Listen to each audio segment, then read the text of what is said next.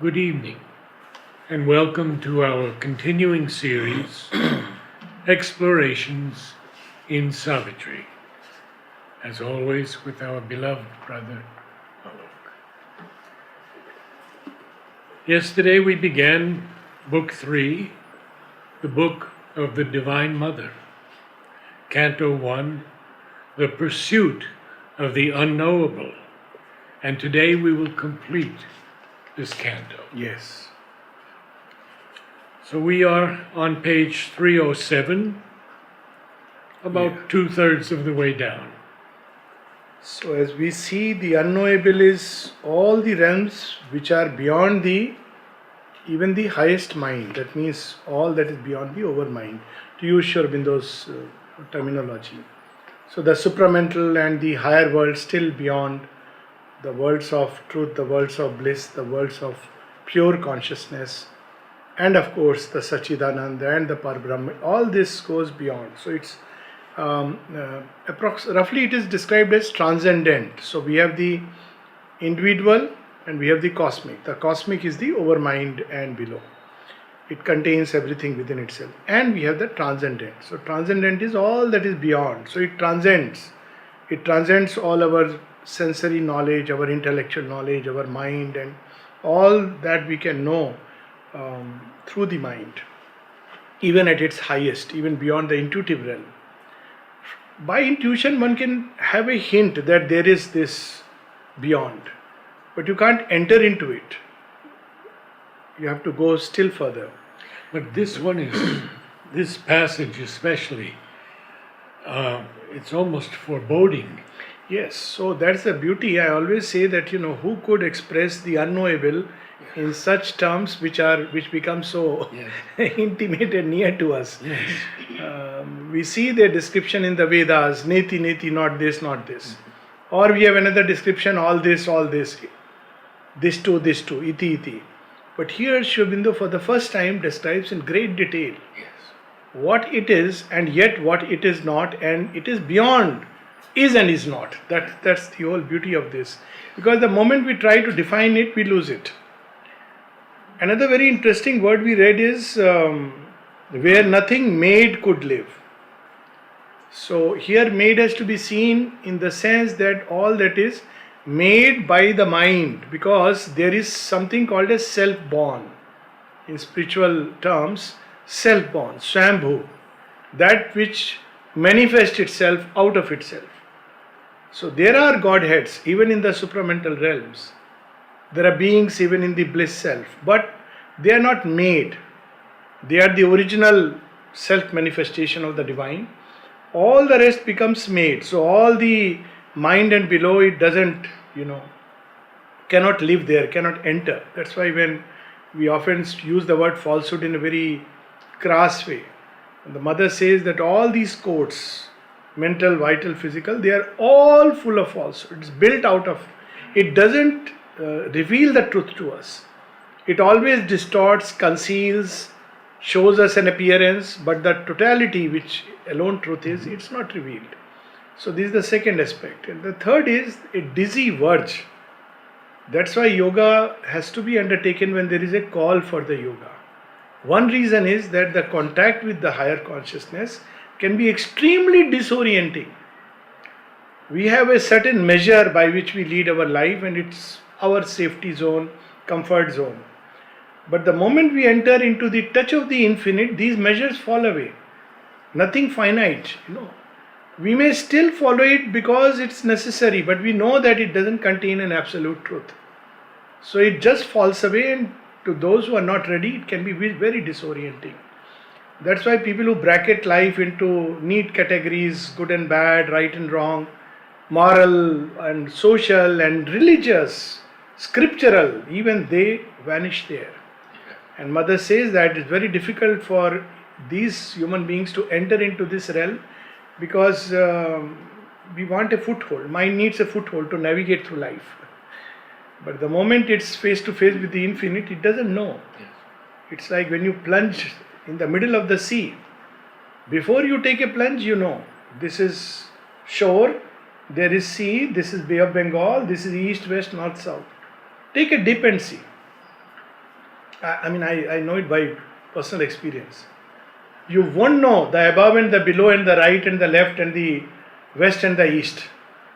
You'll just won't know what's happening till you resurface again. So that experience in a much vaster way. And the closest that I remember is one of Medhananda's experience. How disorienting going beyond our limited frame of reference can be. Medhananda, as we know, he was a British or German. So he had this tendency to go out of the body and travel into celestial worlds and different systems and universes. And Mother had cautioned him against it, but once when he had gone, he couldn't find his way back. He doesn't know. There is no GPS to say this is Earth. It's a small dot. So he asks, and he doesn't know how to reach till he encounters two beings, obviously not this worldly, tall beings, and he tries to explain to them what Earth is. They don't understand. And then after a while they say, "Oh, Shurabindu's Earth." Yes. Back to the body. So it can be completely disorienting when we are in those realms. And that's why a long preparation is required for yoga, all this equanimity and all these practices, peace, steadiness, strength, because otherwise we can be completely lost. And of course, after a while, a new consciousness begins to emerge. That's what we read last time. That either we can lose ourselves completely into it, one path, or we can be rebuilt in a new way, a new mind and a body in the city of God. That's how Savitri elsewhere describes. And we had stopped here. The separate self must melt or be reborn into a truth beyond the mind's appeal. All glory of outline, sweetness of harmony, rejected like a grace of trivial notes, expunged from being's silence, nude, austere, died into a fine and blissful nothingness. So what happens to beauty? Beauty is rediscovered in its formless essence. Sri Aurobindo was asked this question. Normally with beauty we think of outline, form, even if it's mental form. I was reading that very thing today. Yes. So he says beauty in its truth, it exists in its formless essence. But we cannot imagine beauty without some form. Something should be there. Without that, how do you say beauty? The demiurges lost their names and forms. So these demiurges are the great creators. We have the Holy Trinity, Brahma, Vishnu, Mahesh. So what happens to them? So Brahma in that becomes infinite existence. What happens to Vishnu? So all of them, they enter into their infinity where they lose their names. Out of that they have emerged. But they lose that, the way we understand them from the over mind and below. So these are the demiurges, they lose their name and form. You can experience them but as very different, like an absolute of Shiva, absolute of Vishnu, absolute of Brahma, to use the Indian pantheon, and something similar is there in every different systems. The great schemed worlds that they had planned and wrought, passed, taken and abolished one by one.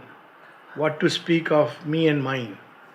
You see, this is a very humbling and a canto which can chastise us. Very often I see people who come and they want to know yoga and what am I supposed to do? I will do it. I will reject. I will put in that effort. Well, in the beginning it works like that. After a while you discover this I is the problem. Always the divine is there doing everything. And we give so much importance to this little I, which actually if you see the infinity, that touch of infinity frees us from that. You will wonder where is this I gone, like the article 370. So strongly held and vanished. You don't know where it goes. Of course, the ego resists. Everything in creation is a wonderful example. We can understand Once Mother was with me in a dream experience, and she was showing me all these universes. Vastness like I've never seen. And then she says to me, I have shown you the diversity in order that you may realize the unity. Yes. And it's so humbling. So humbling. And it's surprising that, after receiving this touch, we can still hold on to that eye as something so precious. So.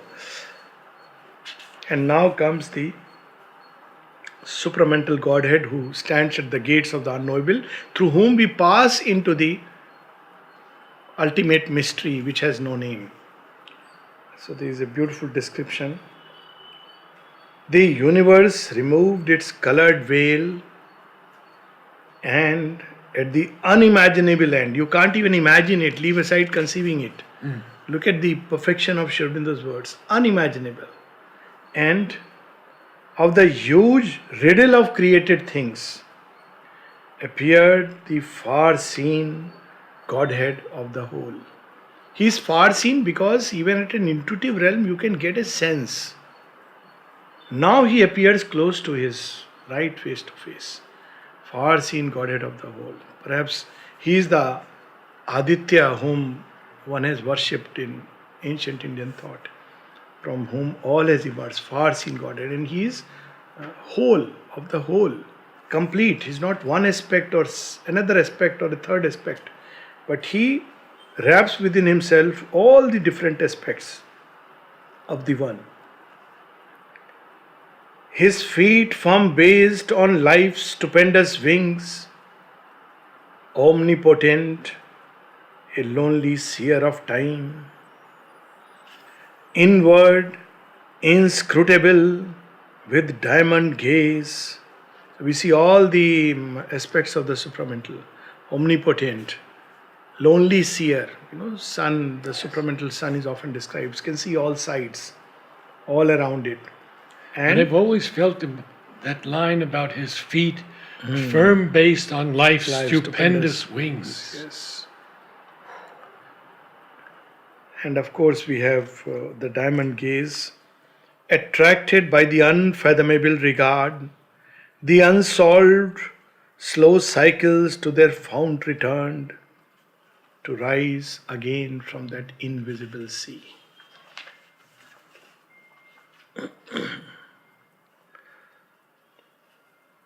It's very overwhelming lines. All the cycles returning, like lost cattle back to the master. It's cycles, not just an individual life.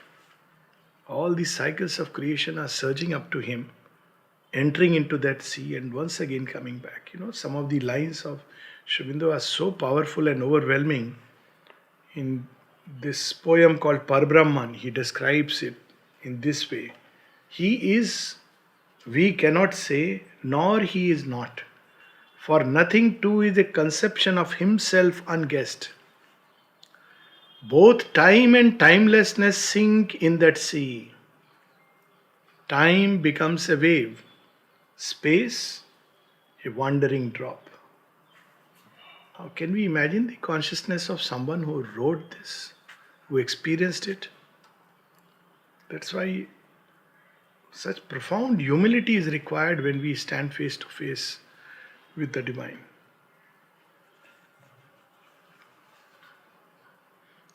Looking at all this, I feel the most logical, the most rational thing that a human being can do is to surrender oneself to the divine. It's rational because look at the limitlessness. All from his pusa born was now undone. Nothing remained, the cosmic mind conceived. So what happens is that from the transcendent, like seeds, truths are cast, like idea forces into the cosmic mind. And from there, they are unleashed into creation. But where have they come from? From the transcendent. Now, all that is absorbed back into the origin, into the source. Call it by whatever name, doesn't matter. From there they are cast and they are absorbed back. That's the beauty of when Mother speaks of new creation, means from this transcendent, a new seed has been sown into the cosmic mind, which is going to change the entire balance of things. It is the hour of God. She says that when the old bases get shaken, because a new thing has been introduced within the realm of the cosmic mind didn't even know, it cannot know that something like that exists. It can only know what is received by it from above.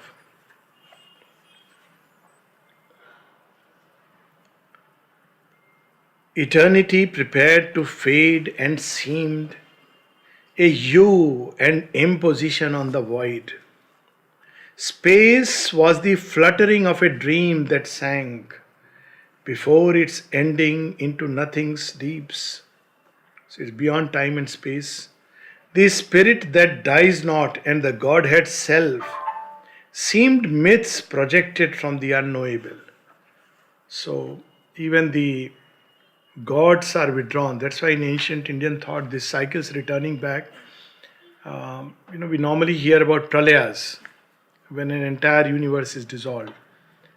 But there is something also known as Mahapralaya. So pralaya is when the physical universe, material universe is dissolved, sunk. But Mahapralaya, when even the gods and the higher planes are withdrawn into their origin. So that means an entirely new cycle is going to begin. So even these gods, high gods, they have a certain term. They don't die, they are deathless, but they are absorbed back into their original essence from which they are cast back into creation. From it all sprang, in it is called to cease, but what that was, no thought nor sight could tell. Only a formless form of self was left, like a small little line on water, drawn on water, formless form. You can sense that there is something going to take place. There is before the creative expression, when people, the best way to understand is this particular line, what that state could be, that everybody who creates, before creating, be it a painting or a poem, anything of that kind, there is a state when you brood upon that thought. Then there is a point when it's gone into some kind of a quietude. And that time you ask that, what are you thinking or what are you planning to create? And you say, yeah, I've got some idea. You ask to define the idea, it's a vague idea. It's there, there is something, but you can't define it now. And then you sit with the paper, a pen or the brush, and what comes out is a marvel. So that state when the formless and the form, this is the border. And Mother at one place says it's from this high border that man has descended. His origin is very high. He doesn't know it. From the borders of the form and the formless. On Education she writes this, that we have to invoke a force from beyond the borders of the form and the formless. It's that border at which Ashwapati stands, and that border is so beautifully described. Only a formless form of self was left, a tenuous ghost of something that had been the last experience of a lapsing wave before it sinks into a boneless sea. As if it kept even on the brink of naught, the bare feeling of the ocean whence it came. So it's that experience when if it goes inside, it's lost. And that's why Mother says our goal is not to annul ourselves, but to manifest the divine perfection upon earth. So we have to take that station somewhere there, from where an entire being can be new made. If we plunge in that state, it's gone forever. It's finished. Yeah. As if it kept even on the brink of naught, its bare feeling of the ocean whence it came, a vastness brooded free from sense of space, an everlastingness cut off from time, a strange, sublime, inalterable peace, silent, rejected from it, world and soul. Even the sense of a separate soul, because the moment you enter into it, it's annulled. So it's like it's reached that spot, which is famously mentioned in Buddha's Mahayana Buddhism, not all branches of Buddhism, that he stood on the threshold and then he looks back upon creation and life and says, no, I refuse to merge into it. But if you go there, it's gone. All the sense of an individual soul, even that is gone. So it stands on the borders of that. Only semi-humorously, when Sri Aurobindo was asked about it, he said the only thing is you won't have the joy of entering into that state because, well, you are gone. There is no you, there is no experience anymore. It's just gone. So, but, well, there are beings who are called upon for that. There are others who are called upon for this. And what Sri Aurobindo defines it as, at one place he says, my aim is not to create mutts or monasteries, but to call the souls of the strong to the Leela of Krishna and Kali. So there are souls which are not strong enough, they can't bear the pressure of creation. And they choose to exit, and they have a door. But that door is not easy to reach, not like, nirvana in 14 days, give $2,000 and you get nirvana. Even that is not easy. Sri Aurobindo says no yoga is easy. Even the yoga of world shunning asceticism is not easy. Or we have the other choice of manifesting the divine fullness here in creation. And even on the sunlit path, yes, there will be problems. After all, it's a big challenge, it's a great adventure, and it fills your heart. It's like a tonic to the soul. What life would be, what will be its worth if there is no challenge to it? So it's a great challenge, and there is a joy of that challenge. A stark, companionless reality answered at last to his soul's passionate search. Passionless, wordless, absorbed in its fathomless hush, keeping the mystery none would ever pierce. It brooded, inscrutable and intangible. What is that mystery of mysteries? He reaches at the door, but it speaks nothing. It as if receives nothing. It just like a supreme witness of whole creation. Everything is going into it, emerging out of it, going back into it, emerging out, like the ocean unrolling itself. But what is there in the depth of the ocean heart? Who can know? So who would pierce? Facing him with its dumb, tremendous calm, all that he experiences is that tremendous calm, hush, and where nothing else is there. It had no kinship with the universe. There was no act, no movement in its vast. Life's question met by its silence died on her lips. All our questionings. Why is this? Why is that? My life, cosmic life, all the questions. The moment you reach there, they vanish. There are no questions. There are mystics who say that. All these questions are creation of the mind. You go beyond, they cease. That's very easy to say, but real life as we experience. And that's the beauty of Sri Aurobindo, that he enters into its deeps, into that fathomless heart. And that's where the Divine Mother reveals herself to him. And he brings all the answers to the riddle of creation. But first thing that you encounter is that there is no riddle, that is the riddle. We got it wrong. That's how you get the experience. This was not the riddle. This was the riddle. And then you enter, and that's the end of everything. The world's effort ceased, convinced of ignorance. Convicted of ignorance. So this, your question, it's an ignorant question. Now you see what used to happen with someone like Raman Maharshi, you were mentioning yesterday. You go and ask him any question and he would primarily focus on who am I? Focus on that. So Paul Brunton had gone there and he had all these questions, then slowly they ceased and he kept on raising in his mind. He was thinking of who am I, then suddenly this question came, looking at Sri Raman Maharshi, who are you? And he opened his eyes and there was nobody, vanished. Like that nothingness had taken a form for the sake of. So that is one kind of approach. I think Temi was about 17 when she went to him with her father. Oh. And her father said, "You formulate all your questions and he will answer all of them." She got in there and he's on the dais. She never asks a word. That's it. No. They cease. It's like, many of the questions which we raise at kindergarten. Yeah. What do parents answer? Not in the school, but parents, when they keep asking parents. So you will understand when you grow up. That's simple as that. But the questions are valid. You can't invalidate them.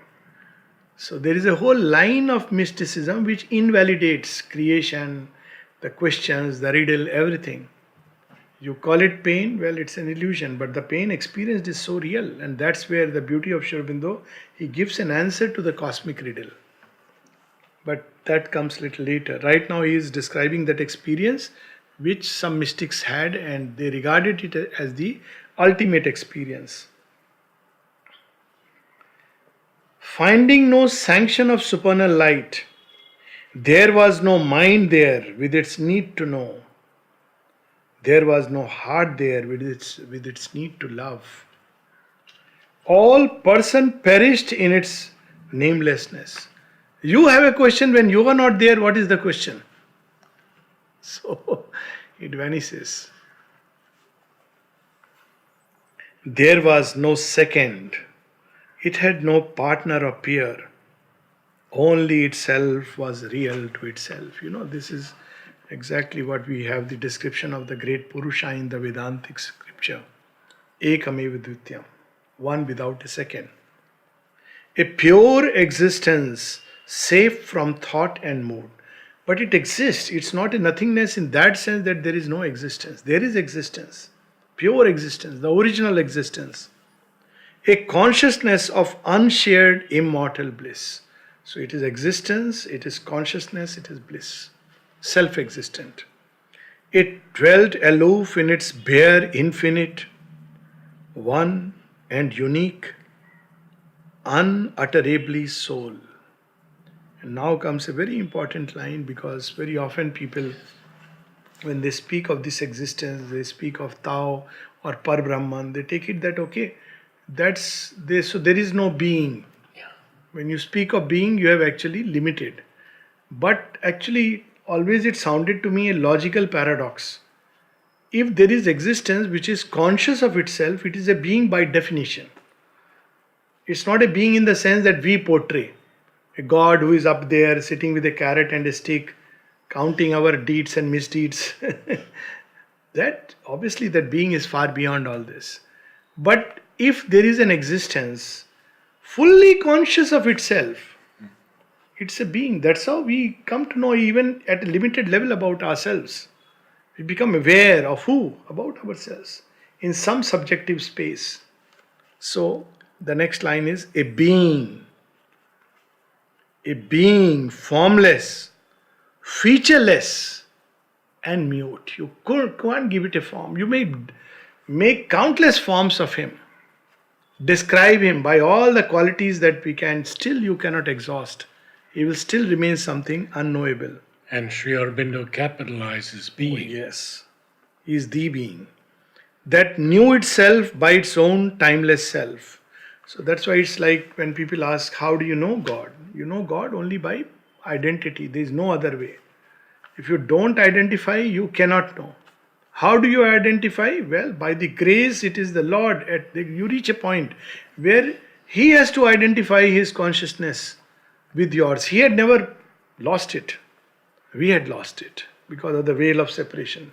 And you discover that unity. When you discover that unity, you know that much which he allows you to know. There is no other way of knowing. Yes, there is a stage and a place for all debates and discussions because human mind cannot straight away take that leap. And all this makes the mind vast and complex, but also creates problems. But there come a time when all these become quiet, and you know because he knows himself, and your consciousness becomes one with him. Aware forever in its motionless depths, uncreating, uncreated, and unborn. Now here comes a very interesting line. He is uncreated, unborn is understandable. Uncreating is motionless. So where did creation come from? It emerged from him. But if you ask him, you created it? There is no answer to that. Of course there is a power within, but Ashapati encounters that power later. But your first experience is that it is emerging and vanishing. The one by whom all live, who lives by none. So all of us are miniature Satchidananda. All of us are a limited existence. All of us are a limited consciousness. And all of us experience a limited, if you may use the word, bliss. So because we experience it in a limited way, but deep within, intuitively we know that it is infinite. So we are always seeking for infinite existence. First by expanding our physical empire, then other kinds of empire. We also seek infinite consciousness, infinite, there is no end of knowledge, no end of power. And we seek infinite bliss. And the disparity between the two is the cause of all our experience of dualities of pain and pleasure, happiness and sorrow. Because we experience this limited thing, but we are also deep within aware of the unlimited, limitless out there, here within, and we seek it. We don't know, we don't have the means. So for a long time we live with these dualities in ignorance and suffer. But then a time comes when we know that the real thing, what is the real thing, and how we can arrive at that, then the real journey begins. An immeasurable, luminous secrecy. But as I said, each half a phrase is so inspiring. The one by whom all live. If we can just reflect upon this state and take the truth of these words within ourselves, what do we live by? 100 answers. But the true real answer is by the divine. The day we realize it, life changes. The one by whom all live, who lives by none. An immeasurable, luminous secrecy, guarded by the veils of the unmanifest. So this is the other term which comes, that there is the manifest creation. And what is behind, what is inside the Supreme Purusha? Unmanifest. It is not yet manifested.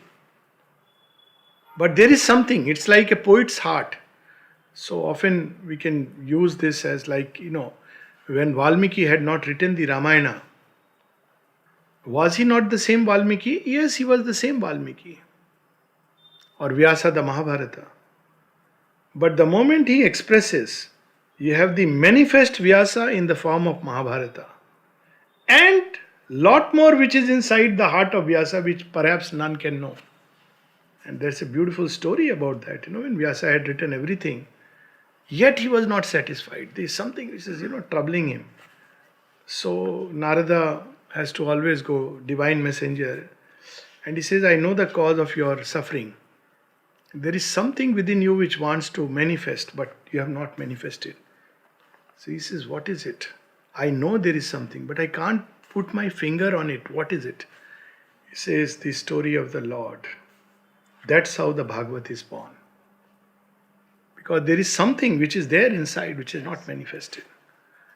So you see, this manifestation and unmanifest, they are not two different things. They are one continuity.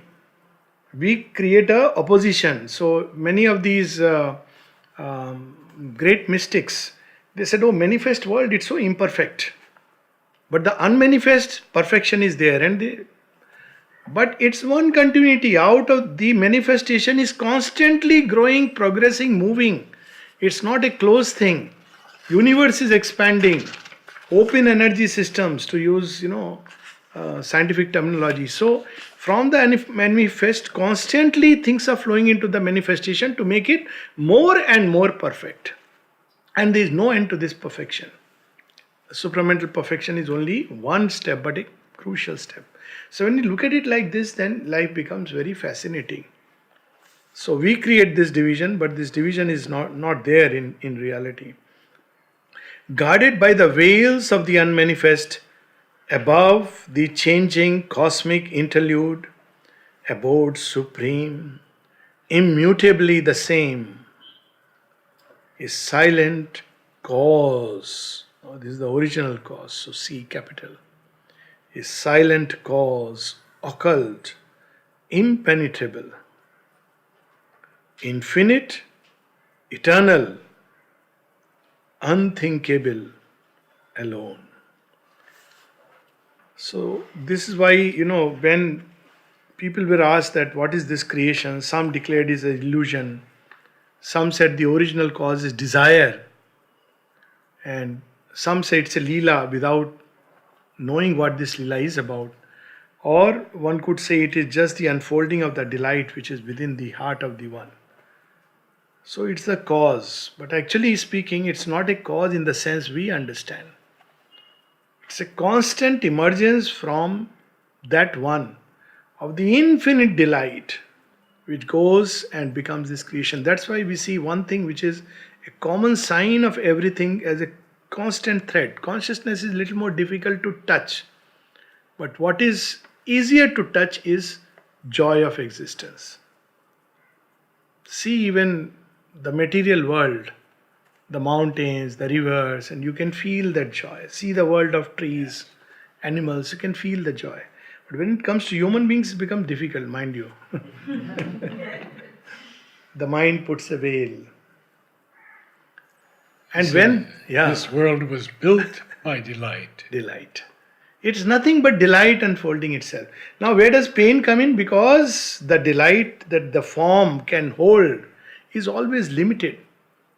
And therefore, it always knows its limitation and seeks the limitless. That becomes the cause of all this struggle and suffering and seeking and finding and losing and seeking, etc., etc. The day we have a form which is supple enough, wide enough to constantly receive that delight and increase its receptivity. Sri Aurobindo says that it must keep on increasing its receptivity, and he says that there is no such form, and therefore he gives that surrender to the Divine Mother, why it's important. So it has to keep on increasing its receptivity and suppleness. So that's the only way that you can become a privy to the infinite delight while in the form, through the form. Otherwise, most human beings have to withdraw into a bliss of trance. And then they come back. When they come back, it's the same world. But they've experienced or tasted something which is of infinite value.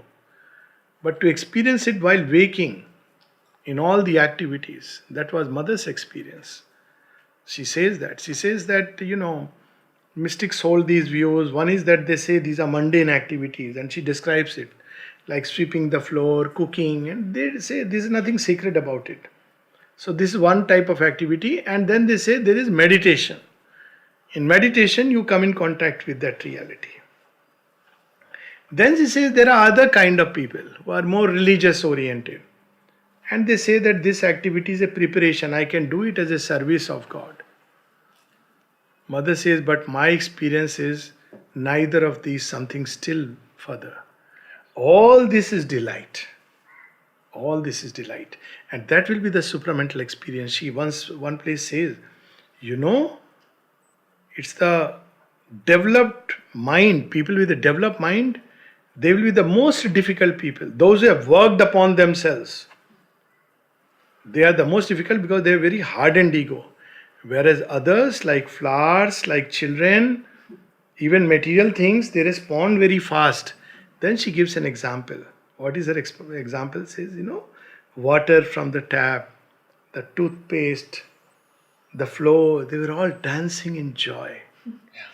It's experience described. Commonest activity. Where is he not? But mind wails because it wants to cut into parts. By its nature, actually, that's the problem. Mind by its nature has to divide things into finite sections. That's how it understands. Manageable bits. That's why it has the particle theory is mind, wave theory is consciousness. It cannot look at things in a continuity. It has to lose itself. It has to enter into another dimension of consciousness. But the moment it breaks it into parts and makes it finite, it loses that infinity and it suffers and struggles. So this is the problem with the mind. So she says, those who have worked upon themselves, oh, big egos. We may think, oh, they are great people. No, they have done tapasya and effort. Of course, tapasya is there, but of a very different kind. Not the tapasya as we understand, sitting with both the hands. Someone asked me recently, Alok, the eyes, for me it is natural to just sit like this and, I enter and it's so beautiful. But I see people sitting like this, So, I don't know. Am I supposed to do this? I said, don't even look at them. Don't even look at them. You don't become stiff when you practice yoga. You become supple. You become humble. If you are remembering a posture, then you have forgotten God. So I'm putting it a bit paradoxically. In fact, when you forget yourself, your experience, your meditation, your life, that's the time infinity reveals itself.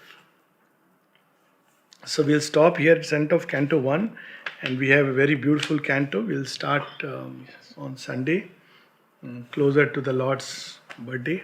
Yes. It's Canto 2, the adoration of the Divine Mother. So Ashupati is standing on the edge now. He has a choice. It's like a promo. Of course, we all know what's going to come.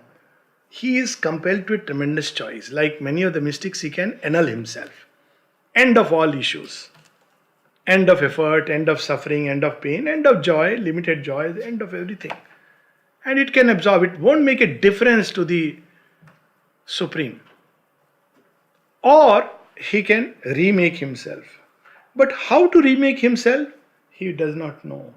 And he waits on being's naked edge. That's how Sri Aurobindo describes it. So we'll take a pause and continue on coming Sundays.